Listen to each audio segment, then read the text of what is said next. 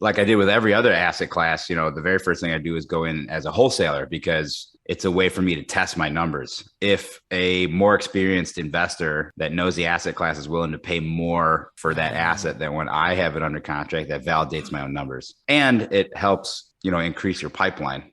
What people don't realize is, wholesaling is not a real estate business. It's a marketing business. And that's what real estate is in general. So if you can build up that pipeline, you're going to be the one that wins. So very quickly on, I started after wholesaling a few of them, we built up the self-storage wholesaling company, and then we started holding assets. So I bought my first one for $1 million in August of 2018.